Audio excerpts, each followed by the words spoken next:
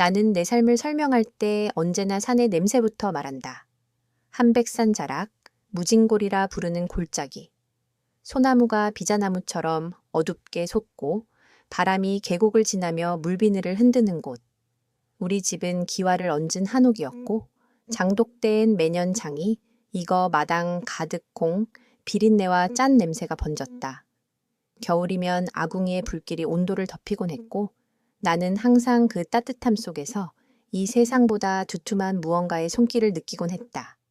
그 손길엔 이름이 없었고 우리는 그 무명의 기척을 그냥 산의 숨이라 불렀다. 18살, 나는 시장 끝에 메밀국수집에서 일을 시작했다. 사흘에 한 번씩 절길로 순례객이 올라갔고 그 길목에 내 삶도 함께 놓였다. 절 이름은 월송사. 일주문은 오래돼서 기둥이 약간 기울었고 범종각에는 이끼가 앉아 있었다. 부처님 오신 날이면 골짜기마다 연등이 매달려 초저녁부터 색색의 물이 흐르는 것 같았다. 그때 처음으로 나는 그분을 보았다. 말을 하지 않는 스님.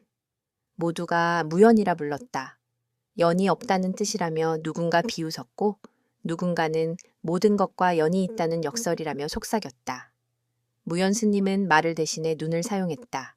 길게 바라보거나 아주 짧게 깜빡이거나 때론 나무 젓가락으로 땅에 글자를 써서 대답했다. 사람들이 그를 두려워한 건 침묵 때문만은 아니었다. 그는 때때로 염주를 한 알씩 떼어 돌담 위에 올려두곤 했는데 그날 밤이면 반드시 누군가가 꿈에서 울었다. 시장의 정육점 아저씨도 산비탈의 과부도 심지어 내 작은 오라버니도. 스님은 산 것들과 죽은 것들의 길을 함께 본다는 소문이 퍼졌다. 나도 그 말을 믿고 싶지 않았지만 어느 겨울밤 장독대에서 서걱대는 발자국 소리를 들었을 때 눈 위에는 아무 흔적도 없었는데도 나는 문득 두 손을 모았다. 23세 나는 상옥과 결혼했다. 그는 읍내를 오가는 봉고버스 기사였고 굵은 손마디로 핸들을 잡는 모습이 믿음직스러웠다. 혼례날 우리 집 마당에 마을 사람들이 모여 메밀전을 부치고 돼지 머리에 절하며 내게 팥밥을 꼭 먹였다. 붉은 기운이 나쁜 것을 막아.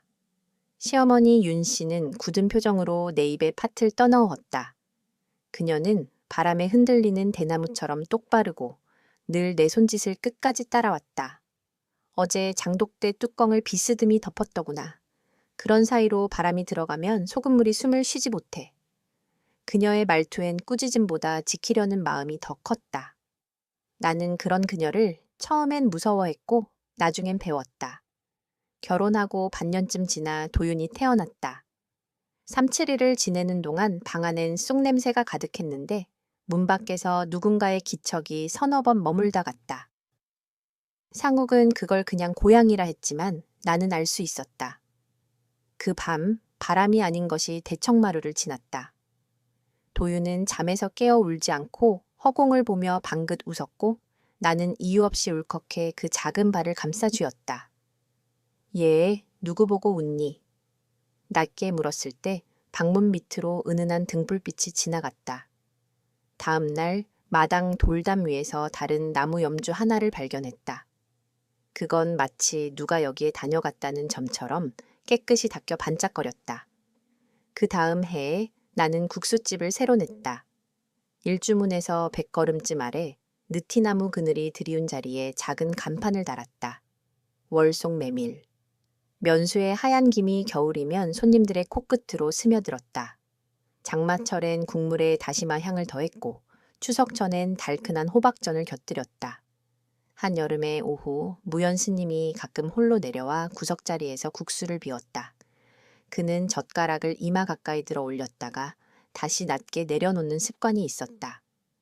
어쩌다가 내가 맛있으세요? 하고 물으면 그는 젓가락 끝으로 식탁 위를 툭 두드렸다. 좋다라는 뜻임을 나는 어느새 알게 됐다. 그해 봄, 마을엔 사라진 아이 이야기가 자주 오르내렸다. 7해에 전 5살 체린이. 분홍 고무신을 신고 가을가로 나갔다가 돌아오지 않았다. 그녀의 어머니 영숙 이모는 장독대에 물을 주듯 기도를 퍼부었고 이른 새벽이면 절로 올라가 대웅전 마루 끝에 앉았다. 스님, 그 애가. 그녀가 말을 못 잇는 날이면 무연 스님은 범종각 옆 감나무에 하얀 천 조각을 묶었다. 바람이 불면 그 천이 소리를 냈다. 들리지 않는 방울소리 같았다. 그 무렵부터 아이들 사이에 어느 노래가 돌았다. 돌담 위에 하얀 손, 장독대에 하얀 손. 아이들은 숨바꼭질 놀이를 하며 그 노래를 흥얼거렸다. 나는 그 노래가 집에까지 배어드는 걸 느끼며 문득 두 아이의 손을 더 꽉 잡았다. 아이 둘. 도윤이 6살이 되던 해 둘째 아라가 태어났다. 도윤은 동생을 사랑했지만 밤이 깊어지면 가끔 잠꼬대를 했다. 누나, 누나, 여기야. 나는 방 한가운데 앉아 아이들의 머리맡을 쓰다듬었다. 우리 아들, 누나는 어디에 있는데? 하면 도윤은 잠속에서도 손가락으로 천장을 가리켰다. 저기 연등. 나는 그 말이 무슨 뜻인지 몰라서 낮이 되면 절로 올라가 연등이 달린 자리를 조심스레 바라보았다. 바람이 등 속에 불씨를 핥으며 낮게 노래했다. 그때 범종각 옆에서 무연 스님과 마주친 적이 있다. 그는 내 아이들의 이마에 손을 얹었다. 아무 말도 하지 않았지만 그의 손끝에서 이상하게 따뜻한 냄새가 났다. 향 냄새 같기도 아주 오래된 비린 흙 냄새 같기도 했다. 시어머니는 여전히 엄했다. 내가 국수집에서 늦게 들어오는 날이면 장독대 앞에 서 있었다. 장이라는 건 하루만 방심해도 금방 변한다. 그녀는 내 손목을 잡아 장독 뚜껑을 하나하나 만져보게 했다. 이건 덜 익었고 저건 잘 익었고 그 손길엔 세월이 묻어 있었다. 가끔은 그 손길이 내 마음의 뚜껑까지 만져보는 듯해 민망할 만큼 투명했다. 그래도 나는 그런 그녀가 고마웠다. 세월이 쌓이는 법을, 무엇이 익는 것인지, 무엇이 아직 덜인지, 어떻게 기다리는지 그녀가 알려주었다. 하지만 모든 마음이 익어가는 건 아니었다. 골목 건너 분이는 늘 내 국수집을 훔쳐보듯 쳐다봤다. 그녀는 잡화점을 했고 잘 팔리는 날이면 굵은 금목걸이를 보란 듯 내보였다. 저 집은 스님 팔아서 사는 집이래. 누가 내게 그 말을 전했을 때 나는 씁쓸하게 웃었다. 내 면발이 길어서 오는 거지 누가 누구를 팔아. 그러면서도 밤에 문을 닫을 때면 문득 등을 지나가는 싸늘한 시선을 느꼈다. 그게 분희였는지 누군지 나는 알 수 없었다. 정월대 보름날 마을 사람들은 지신밟기를 나섰다. 상모를 튕기는 소리가 골짜기를 가르며 돌았다. 아이들은 볏짚으로 만든 기미불을 들고 뛰었다. 우리는 마당에서 오곡밥을 나눠 먹고 부럼을 깨물었다. 그 밤에 나는 꿈을 꾸었다. 장독대에 하얀 손이 얹혀 있었다. 손목에는 염주가 감겨 있었다. 그런데 염주는 한 알이 비어 있었다. 빈자리엔 새털 같은 것이 뭉텅이로 끼어 있었다. 꿈에서 깨어났을 때 바람이 대청을 스쳤다. 나는 문득 무연 스님을 떠올렸다. 그리고 이상하게 체린의 노란 비옷이 생각났다. 사라진 그 아이, 분홍 고무신, 감나무에 매달린 하얀 천. 봄비가 연일 내리던 어느 날 나는 국수 육수를 보글보글 끓이다가 솥을 내려놓고 절기를 올랐다. 대웅전 처마 끝에서 빗물이 실로 변해 떨어졌다. 무연 스님은 범종각 그늘 아래 서 있었다. 나는 용기를 내어 다가갔다. 스님, 여쭤볼 게 있어요. 그는 내 얼굴을 보더니 손바닥을 길게 펼쳐 보였다. 말하라는 뜻이었다. 제 아이가요. 밤마다 누나를 부르고 연등을 본다네요. 스님, 그런 게 있는 건가요? 그는 땅바닥에 젓가락 끝으로 글자를 그렸다. 있다. 나는 숨을 들이켰다. 그럼 그 누나는 누구죠? 무연은 잠시 멈칫하더니 다시 썼다. 이름은 바람 속에 있다. 바람이 그 순간 내 뺨을 스쳐갔다. 아주 낯익은 냄새. 비 온 뒤 장독대에서 나는 짠 흙 냄새. 나는 그 냄새가 두렵지 않았다. 그날 저녁 시어머니는 느닷없이 내 손을 잡았다. 내가 오늘 낮에 장을 보려다 말았어. 그녀의 목소리가 낮게 울렸다. 왜요? 장독대 앞에서 누가 서성대더구나. 하얀 저고리. 뒤를 돌아보니 아무도 없었지. 그녀는 내 손을 꽉 쥐었다. 괜찮다. 집안 조상일 수도 있고 그저 길 잃은 혼일 수도 있다. 어머니의 말엔 믿음과 두려움이 함께 있었다. 그 밤 나는 아라를 팔에 안고 뜰을 한 바퀴 돌았다. 빗물이 기와를 따라 흘러내렸다. 내 그림자 곁을 다른 그림자가 스쳐 지나가는 듯했지만 나는 허공에 가볍게 인사했다. 먼 길 고생이 많으시네요. 며칠 뒤 마을의 원로 만수 어르신이 국수집에 들렀다. 자네, 스님한테 뭘 물었디야? 그의 눈은 벌꿀처럼 진했고 어느새 내 마음을 훑어보고 있었다. 나는 머뭇거리다 고개를 끄덕였다. 그냥 아이들이 밤마다 겁을 내서요. 만수는 국수를 후루룩 들이켜고는 낮게 말했다. 저 스님, 젊을 때 큰 약속을 했어. 말 안 하기로. 그 대신 보게 됐다지. 죽은 자들이 남긴 실마리를. 그는 목소리를 더 낮췄다. 곧 천도제를 할 거라더군. 그 말이 내 가슴 속에서 조용히 파문을 만들었다. 천도제, 떠도는 혼을 건네는 의식, 누군가에게 길을 보여주는 밤.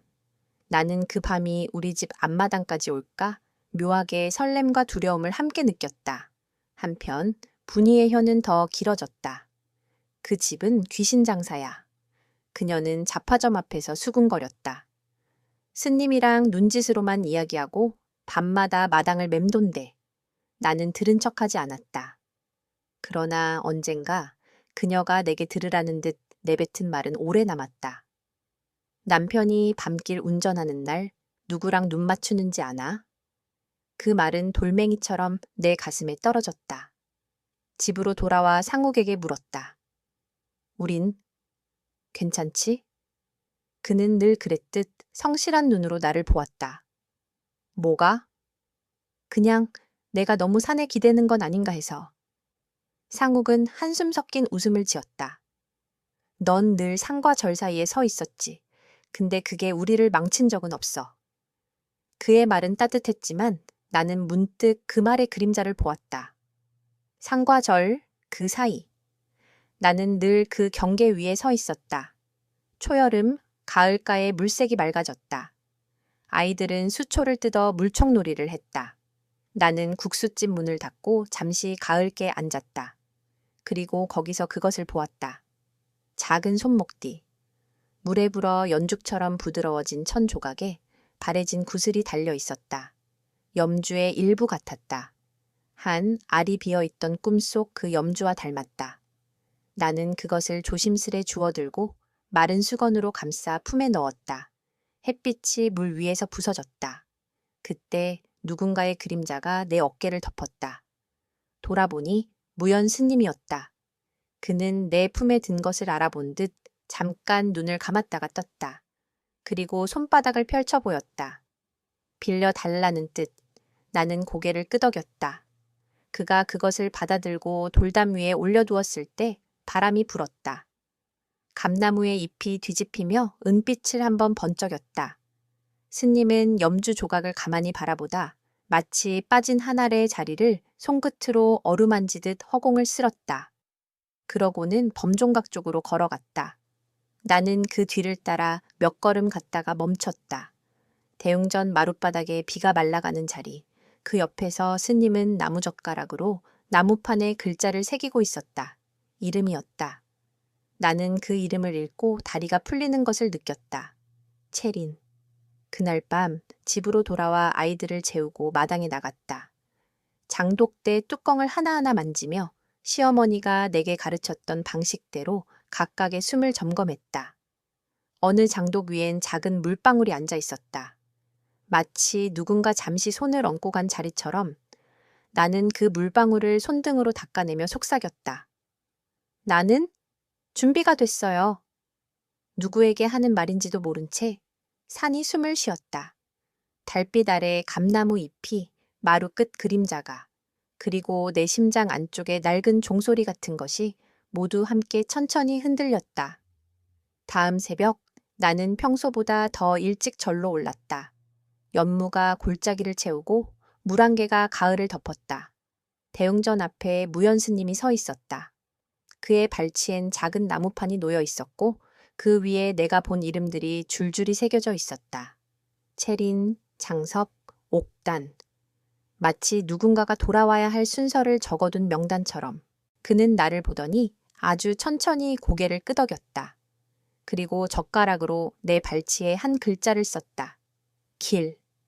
그 글자를 읽는 순간 나는 내가 평생 서 있던 경계의 모양을 이해했다. 산과 절 사이, 산자와 죽은 자 사이, 믿음과 의심 사이, 사랑과 두려움 사이. 내가 서 있던 그 얇은 선이 바로 길이었다. 그 길 위에 어제 내가 주었던 염주 조각의 빈자리가 어렴풋이 반짝였다. 그리고 나는 알았다. 곧 이 골짜기에 밤마저 길을 내주는 의식이 열릴 것이다. 누군가는 떠나고 누군가는 남을 것이다. 나는 두 손을 모았다. 스님, 저는 제가 할 일을 하겠습니다. 무연은 아무 말도 하지 않았다. 다만 손을 들어 범종각을 가리켰다. 그곳에서 아주 오래된 종소리가 아직 울리고 있는 듯했다. 바람이 스님의 옷깃을 스쳤다. 나는 그 등 뒤에서 그가 새긴 이름들을 다시 읽었다.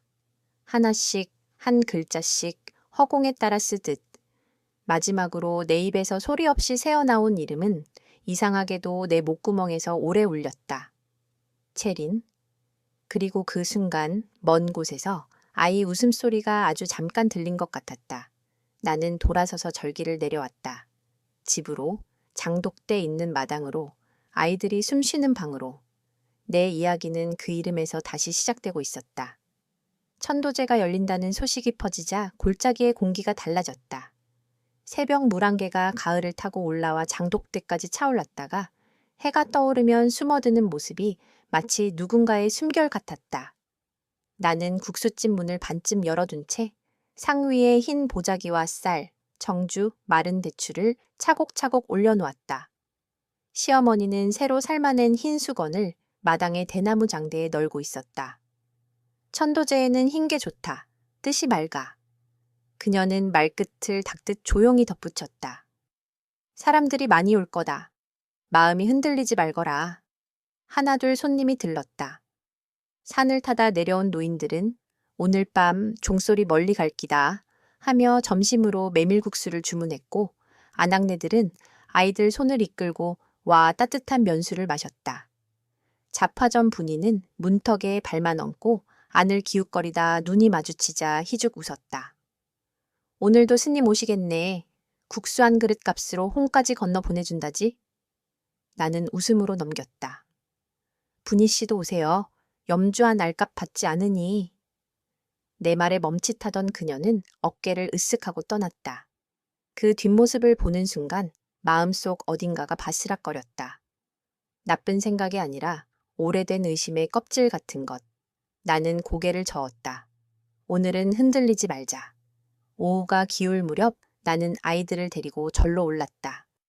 도유는 허리춤에 나무칼을 꽂고 길가의 도토리를 발로 툭툭 찼다. 아라는 감나무 잎을 한 장 주워 귀에 갖다 대고 바람소리라며 낄낄 웃었다. 대웅전 마당은 분주했다. 스님들이 탁발 바구니를 정리하고 마을 사람들은 제상에 올릴 과일과 떡을 순서대로 올렸다. 내렸다 했다. 그 가운데 무연 스님은 늘 그렇듯 말없이 서 있었다. 그의 곁에 낯선 여인이 서 있었다. 얇은 흰 저고리, 목에는 작은 방울이 달린 끈.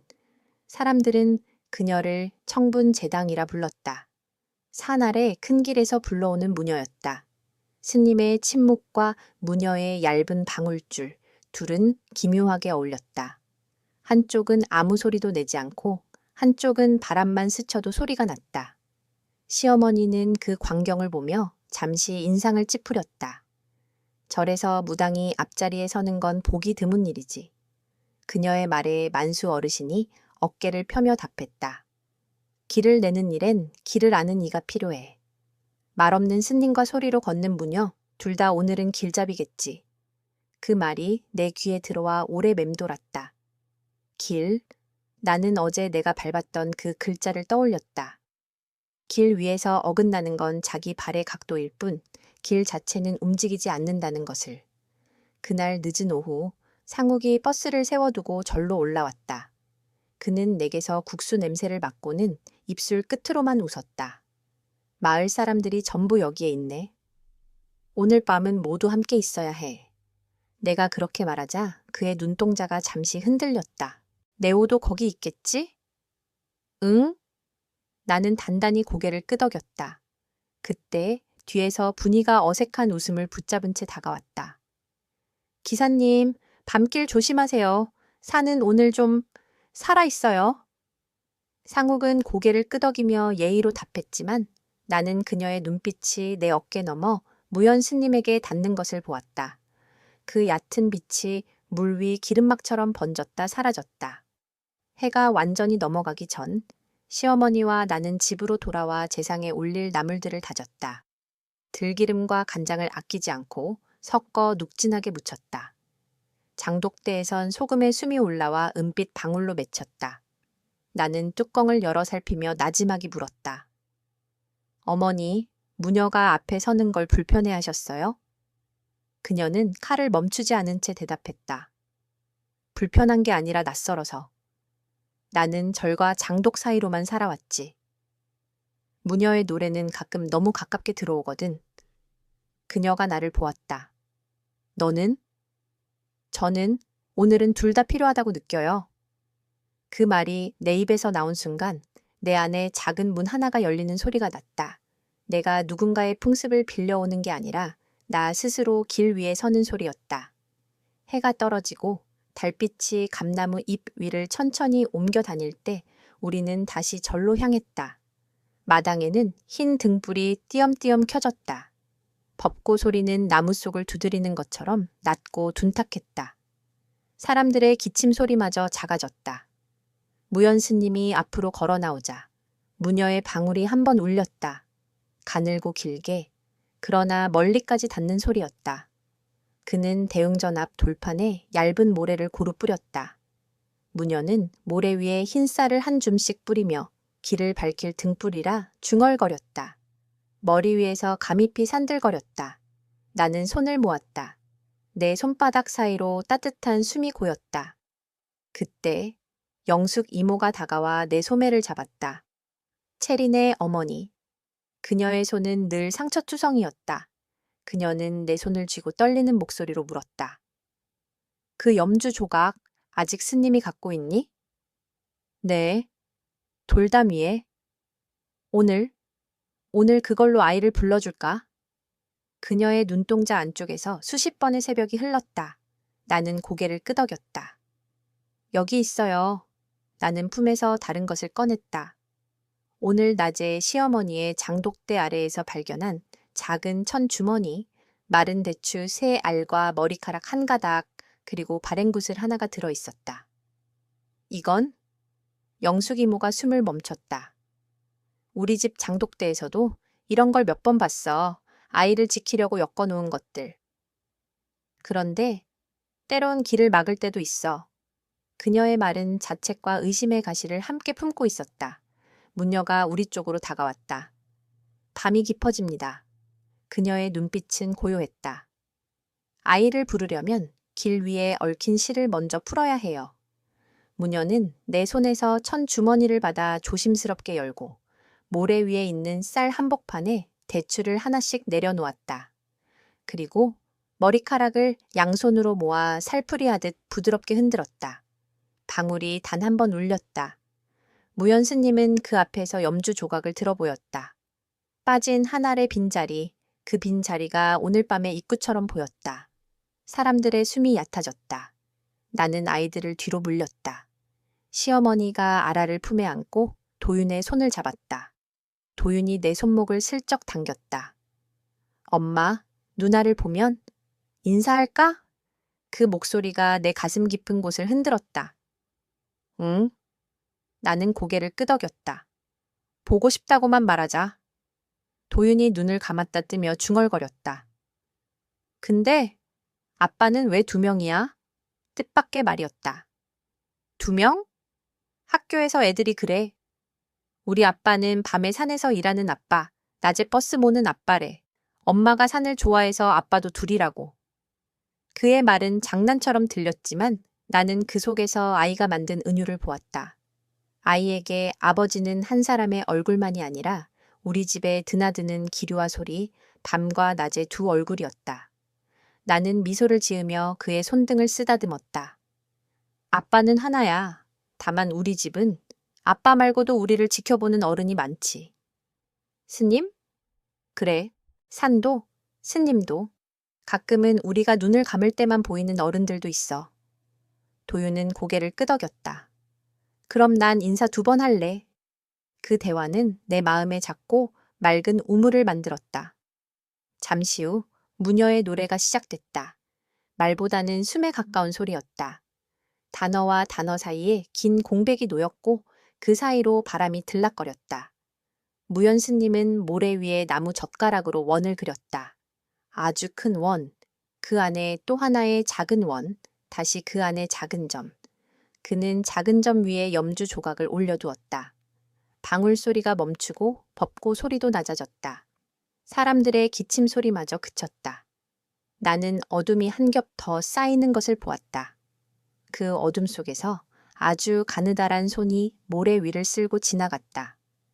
여기야 라고 말하는 듯한 손짓. 영숙 이모가 숨을 몰아쉬었다. 체리나. 그녀의 입술이 떨렸다. 무녀가 고개를 끄덕였다. 따라가야 합니다. 오늘은 아직 여기에 못 오는 아이들이 길가에서 서성입니다. 무연 스님은 몸을 돌려 범종각 뒤편의 좁은 오솔길을 가리켰다. 그곳은 감나무 뿌리가 땅 위로 솟아올라 발목을 붙잡는 길이었다. 사람들은 망설였다. 밤길, 그리고 산의 깊은 부분. 나는 아이들을 시어머니에게 맡기고 상국과 눈이 마주쳤다. 그는 고개를 끄덕이며 내 손을 잡았다. 가자. 그 한마디가 나를 지탱했다. 우리는 스님과 무녀, 영숙 이모, 만수 어르신과 함께 오솔길로 들어섰다. 달빛이 나무 사이로 칼날처럼 떨어졌다. 풀잎에 묻은 이슬이 발목을 적셨다. 길 옆 작은 물길에서 개구리 소리가 났다. 어떤 순간엔 소리가 완전히 사라졌다. 침묵이 흐를 때마다 나는 내 심장 소리가 내 귀를 때리는 것을 들었다. 무녀가 앞서가며 방울줄을 아주 미세하게 흔들었다. 그 작은 소리가 길을 더듬는 지팡이처럼 앞을 살폈다. 무연 스님은 양손을 합장하고 걸었다. 그의 발자국은 흙 위에서 소리를 삼켰다. 오솔길이 끝나는 곳에 오래된 방앗간이 있었다. 수차는 멈춘 지 오래여서 이끼가 두텁게 끼어 있었다. 무녀가 발치에서 멈춰 섰다. 여기. 그녀의 목소리가 바위에 흡수됐다. 무연 스님은 수차 옆에 굵은 나무 뿌리 아래를 손가락으로 가리켰다. 그곳의 흙은 다른 곳보다 약간 더 어두웠다. 영숙 이모가 비명처럼 이름을 불렀다. 체리나. 나는 그녀의 팔을 잡았다. 상욱이 근처에서 떨어진 마른 막대를 집어들고 조심스럽게 흙을 긁어냈다. 흙 냄새가 오래 눌어붙은 곡식 냄새와 섞여 올라왔다. 잠시 후 작은 천 조각이 드러났다. 누군가가 오래전에 묶어둔 매듭. 상욱이 손가락으로 매듭을 풀었다. 그 안에서 바랜 머리끈과 분홍 고무신의 끈 한 토막, 그리고 아주 작은 방울 하나가 나왔다. 영숙 이모가 그 방울을 손에 쥐고 울음을 삼켰다. 이건 그 애가 여름에 잃어버렸다던. 그녀의 말은 끝나지 못했다. 무녀가 고개를 든 순간 바람이 방앗간 안쪽으로 휙 들어갔다. 멈춰있던 수차가 삐걱, 아주 조금 움직였다 멈췄다. 무연 스님은 그 움직임을 보지 않는 사람처럼 그저 모래 대신 흙 위에 작은 원을 그렸다. 그리고 그 중앙에 방울을 놓았다. 무녀는 낮게 속삭였다. 이제 길을 돌려야 해요. 누군가가 여기에 아이의 소리를 묶어두었어요. 바람이 오르지 못하게. 그녀는 천천히 머리카락을 풀어올려 방울과 엮고 그 매듭을 물가에 씻었다. 물이 차갑게 손등을 스쳤다. 그 순간 나무십 사이로 지나가던 달빛이 넓어졌다. 마치 누군가가 한 발짝 물러나 우리에게 자리를 내준 듯했다. 돌아오는 길, 나는 상욱의 손을 꽉 잡았다. 누가 이런 걸 했을까? 상욱은 대답하지 않았다. 밤마다 고개를 돌리면 우리는 모두 각자의 어둠과 마주한다. 내 어둠은 분희의 얕은 눈빛이 아니라 내가 오래 붙들고 있던 두려움이었다. 아이를 잃는 것, 사랑이 나를 떠나는 것, 내가 믿는 것이 틀릴 수 있다는 것. 나는 한 걸음마다 속으로 중얼거렸다. 나는 길 위에 있다. 한 발, 한 발. 절 마당으로 돌아오니 사람들은 아직 떠나지 않고 있었다. 무녀는 방울을 말려 재상 한가운데 올려두고 그 옆에 쌀을 둥글게 둘렀다. 무연 스님은 염주 조각을 다시 들어 올리더니 빠진 자리에 경계를 손끝으로 쓰다듬었다. 그리고 영숙 이모의 앞에 그것을 건넸다. 이모는 두 손으로 받으며 고개를 깊이 숙였다. 내가 오늘 밤은 그녀는 말을 잇지 못했다. 무녀가 부드럽게 말했다. 오늘은 길을 열었고 내일은 길을 건너가게 하는 날입니다. 혼자 보내지 마세요. 함께 오세요. 사람들이 흩어지고 나는 아이들을 데리고 집으로 내려왔다. 문턱을 넘자마자 도윤이 내 치마자락을 잡아당겼다. 엄마, 오늘 누나가 손을 흔들었어. 나는 그를 무릎에 앉혔다. 어디서? 모래 위 작은 원. 누나 손은? 하였어. 근데 무서운 건 아니었어. 아라가 엄지손가락을 빨며 고개를 끄덕였다. 나도 봤어. 엄마가 숨 쉬던 소리, 누나가 같이 쉬었어. 아이들의 말이 내 심장을 감싸 안았다. 나는 아이들을 끌어안고 조용히 말했다. 우리 집에는 아빠 말고도 지켜보는 어른들이 있고 우리가 지켜야 하는 이름들도 있어. 그래서 우린 인사를 잘 해야 해. 도윤이 묻는다. 그럼 내일은 누나가 집에 와? 나는 잠시 생각했다. 진실은 늘 공기 사이사이에서만 잡힌다. 내일은? 누나가 길을 건너갈 거야. 근데 길을 건너는 건 떠나는 게 다가 아니야. 우리가 부를 때 기억으로 돌아오는 법도 있어. 도윤은 알아듣는지 못 알아듣는지 이불을 목까지 끌어올렸다. 그럼 난 내일도 2번 인사할래. 아빠에게 그리고 길에게. 아이들을 재운 뒤 나는 마당으로 나왔다. 장독대 위에 달빛이 얹혀 있었다. 뚜껑 끝에 맺힌 물방울이 또렷했다. 나는 그 방울을 손끝으로 톡 건드렸다. 작은 파문이 번졌다.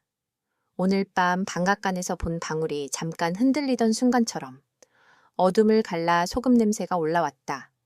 그 냄새는 두려움이 아니라 오래된 약속의 냄새였다. 그 약속은 누구와 맺은 것일까? 아이들과, 이 골짜기와, 말없는 스님과, 때로는 나 자신과. 문득 뒤에서 기침 소리가 났다. 상욱이었다. 추워?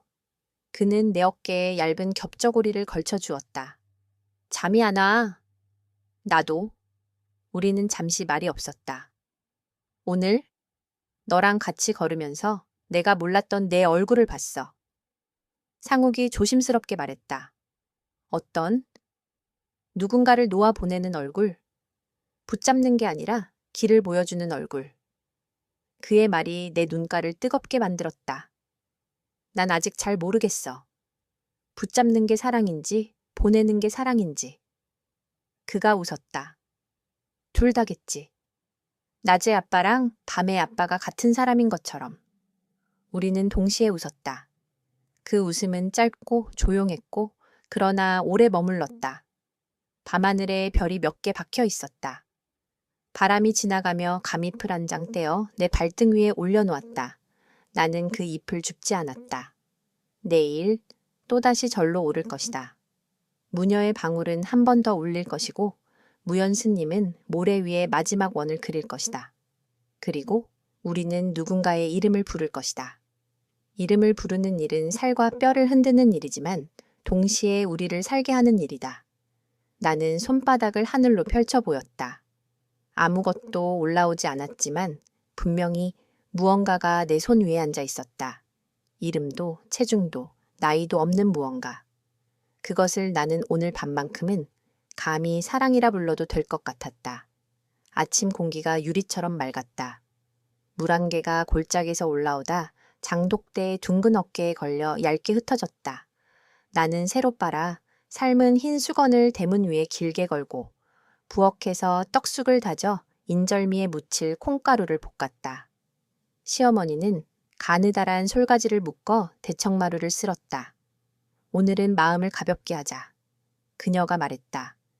들어오는 건 쌀알처럼 나가는 건 바람처럼. 아이들은 유난히 조용했다. 도유는 어제 주머니에 넣어온 도토리를 하나씩 꺼내 장독대 주위를 돌며 놓았다.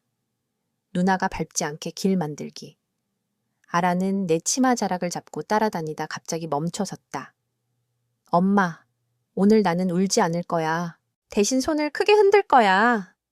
나는 아이의 말이 두렵고 대견했다. 그래, 크게, 그리고 짧게. 내 목에서도 알 수 없는 떨림이 올라왔다. 해가 비스듬하게 기와를 덮을 즈음 자파점 분이가 문지방에 서서 들고 온 바구니를 내밀었다. 나물과 참기름이 담긴 작은 병, 그리고 누군가에게 전하고 싶은 듯 접어둔 손수건. 함께 올릴 거야. 그녀는 잠깐 눈을 내렸다 올리더니 도리어 내 눈을 똑바로 보았다. 예전에 내 아이가 고열로 앓던 밤이 있었어. 아무것도 먹지 못했고 의사는 늦게 온다고 했지. 그때 어떤 노파가 말하더라. 물을 잠깐 묶어두면 열이 내려간다고. 반갑간 수차 옆에 매듭을 지어두라고. 그녀의 목소리가 가늘어졌다.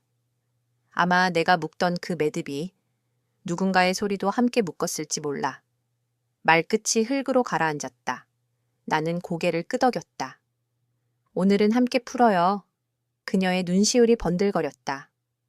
미워할래도 미워할 수 없는 게 있지. 그게 엄마 마음인지 사내 마음인지 나도 잘 모르겠어. 그녀가 내 손을 꼭 잡았다. 그 손은 뜨겁고 무거웠다. 미움과 미안함이 같은 무게로 실려 있었다. 정고 무렵 상욱이 버스 조수석에서 큰 보자기를 꺼내 들고 왔다. 승객에게 빌렸어. 자식 내 키운 아주머니가 말하길 오늘 같은 날엔 음식 덮개를 넉넉히 준비해야 한다고. 그는 장난스럽게 눈을 찡긋했다.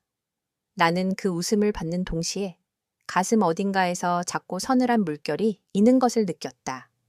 어젯밤 오솔길에서 그의 손이 내 손을 잡아주던 온기. 그 온기는 여전히 내 손등에 남아 있었지만 마음 한쪽에선 얕은 그림자가 길게 드리워졌다. 그것은 누군가를 놓아 보내는 일 앞에서 어쩔 수 없이 생기는 질투 혹은 세계가 나 없이도 흘러간다는 사실에 대한 서운함 같은 것이었다. 시어머니가 어느 틈에 내 옆에 와 섰다. 마음에 간이 모자라면 장이 씌어지지. 그녀가 말했다. 조금만 더 짜디짠 소금처럼 붙들고 선 다음 스스로 손을 떼어야 해. 그녀는 늘 그랬다. 꾸짖는 듯 시작해서 끝엔 품에 안기는 말. 해가 서쪽 지붕으로 내려앉을 때 우리는 절로 올랐다. 대웅전 마당에는 어제보다 더 많은 사람들이 모였다. 흰 등불들이 일정한 간격으로 서 있었고 그 사이사이를 아이들의 작은 발소리가 잔물결처럼 오갔다. 무녀는 오늘 푸른 띠를 허리에 두르고 있었다. 허리춤의 방울줄이 달빛을 받아 호수 표면처럼 은은히 빛났다. 무연 스님은 어제와 같은 자리 모래를 펼친 돌판 앞에 섰다. 그의 발치에는 여러 이름이 새겨진 작은 나무판이 가지런히 놓여 있었다. 체리인, 창섭, 옥단, 순자. 나는 하나씩 읽다가 어느 이름에서 걸음을 멈췄다. 미향, 전쟁 때 잃은 고모의 이름이었다. 나는 누가 이 이름을 스님에게 건넸는지 생각하다가 문득 내가 어릴 때 들었던 노랫가락을 떠올렸다. 강 건너 새벽별, 돌아온다 돌아온다. 돌아옴이란 무엇인가? 그대로 돌아오는 것이 아니라 이름으로 숨으로 빛으로 돌아오는 일. 나는 손바닥에 생긴 땀을 소매로 닦았다. 천도제의 마지막 밤. 무녀의 소리는 낮았고 더 단단했다. 말보다 긴 숨, 숨보다 더 얇은 떨림. 그 소리 위로 사람들의 기원과 이름들이 조용히 얹혔다. 무연 스님은 모래 위에 어제 그린 원을 다시 그리더니 중앙에 작은 등잔을 놓았다. 등잔 앞에 염주 조각을 가져다 놓고 빠진 한 아래 자리 위로 가만히 손을 올렸다 내렸다. 마치 보이지 않는 문을 어루만지듯. 그가 손을 거두자 무녀가 초를 붙였다. 불꽃은 처음엔 고개를 숙였다가 방울줄이 아주 미약하게 흔들리는 것과 동시에 곧게 섰다. 그 순간 감입 하나가 등잔 주위를 선회하다 모래 위에 내려앉았다. 아무도 그 잎을 치우지 않았다. 아이들이 내 옆에서 숨을 참았다. 도윤이 귓속말로 말했다. 엄마, 누나가 손짓해. 아라도 내 손등을 두드렸다. 누나한테 이름을 말해줘야 예의래. 아이들의 믿음은 두려움보다 강했고 어른들의 의심보다 선명했다. 나는 아이들과 함께 아주 낮은 목소리로 이름을 불렀다. 체리나. 그리고 이어서 내가 멈춰있던 이름, 미향 이모. 누군가의 울음이 아주 멀리서 울렸다. 괴로움이 아니라 굳게 닫힌 매듭이 풀릴 때 나는 울음소리. 무녀가 고개를 끄덕였고 무연스님은 손바닥을 하늘 쪽으로 펼쳤다. 가라는 뜻처럼 보였고 동시에 돌아오라는 뜻처럼도 보였다.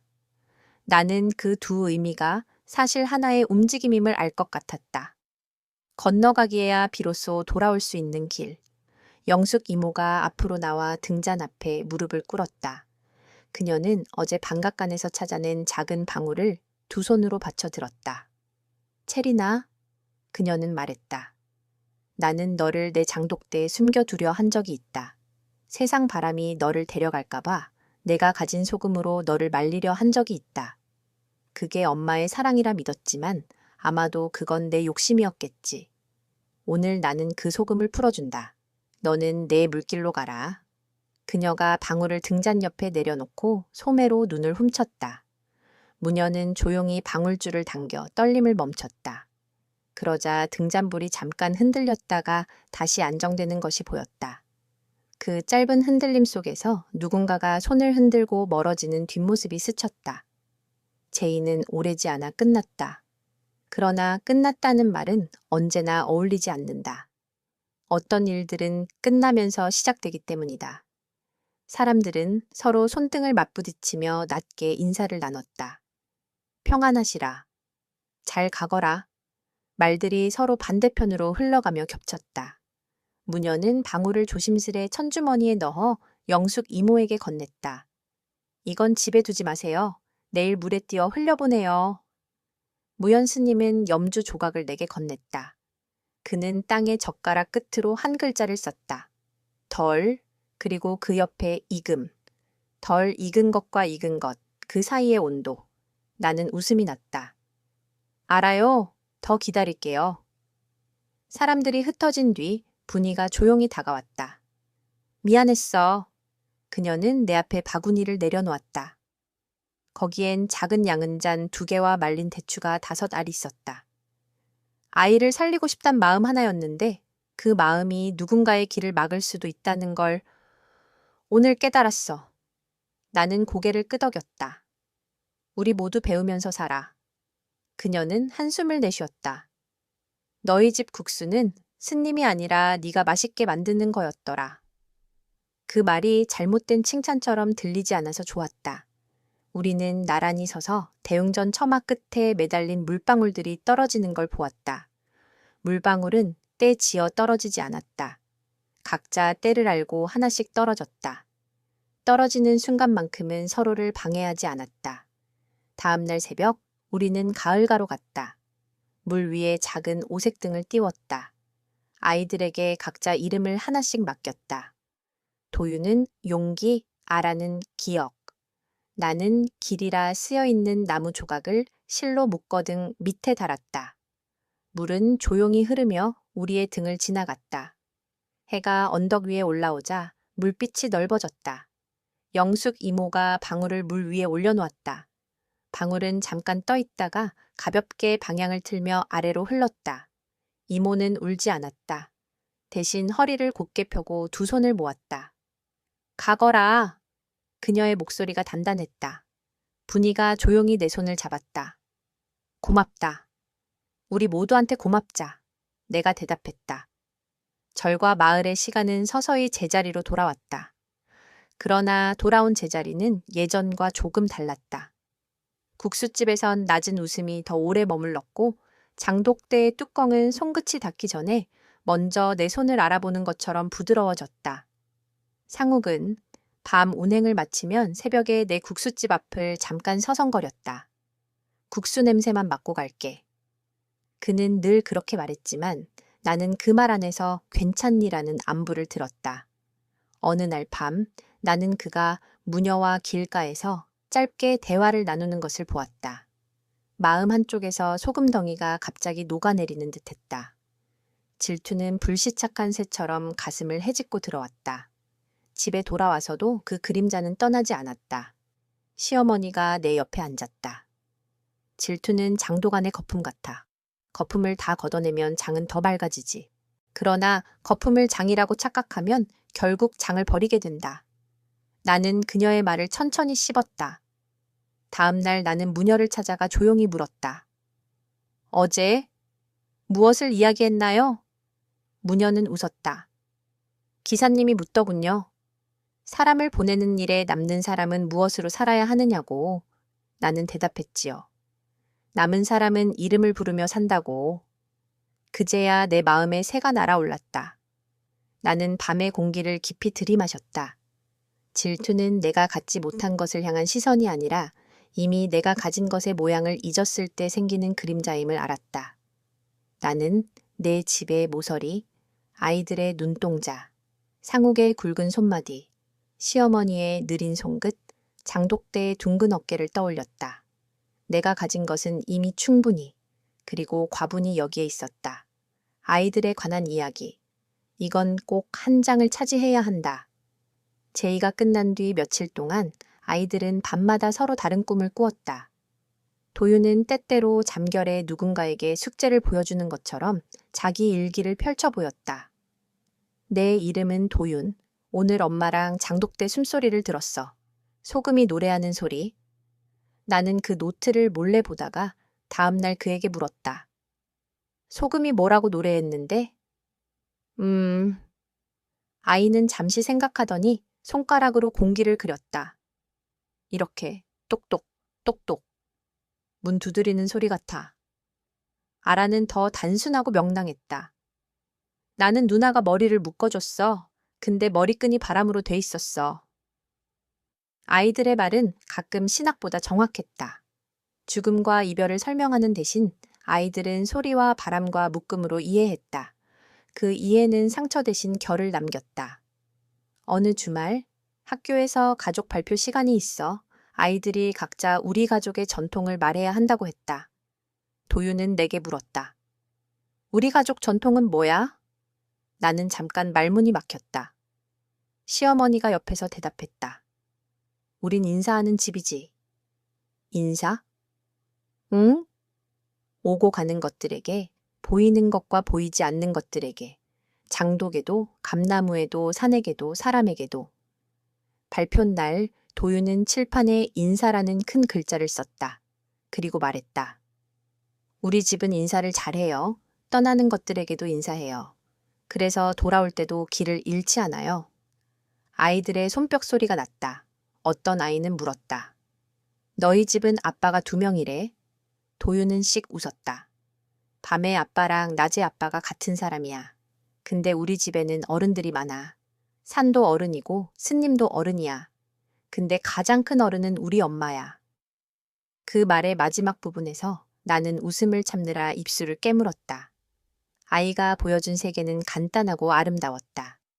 선을 그어 분리하지 않고 선 위에 서서 연결하는 방식.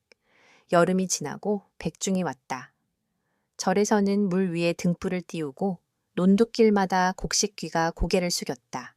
우리는 마을 사람들과 함께 논머리에 앉아 논두렁 구멍에 물을 트고 메기를 놓아주었다. 흙탕물이 발목까지 차올랐다. 무녀는 오늘만큼은 방울을 달지 않고 맨머리에 수건만 질끈 동여맸다. 백중은 배고픈 것들의 날이거든요. 오늘만큼은 소리보다 밥이 앞이에요. 그녀가 웃었다.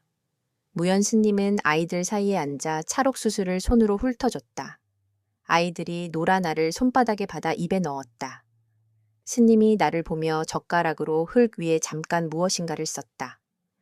고맙다. 아주 천천히 한 획씩. 나는 고개를 숙였다. 저도요. 가을이 깊어지자 감나무가 빨갛게 차올랐다. 시어머니는 감을 따서 곶감을 만들겠다고 마당에 대나무 장대를 세웠다. 나는 끈을 길게 늘어뜨려 감꼭지에 널기 편한 매듭을 베었다. 분이가 와서 손을 보탰다. 두 사람의 손이 닮았다는 걸 그때 처음 알았다.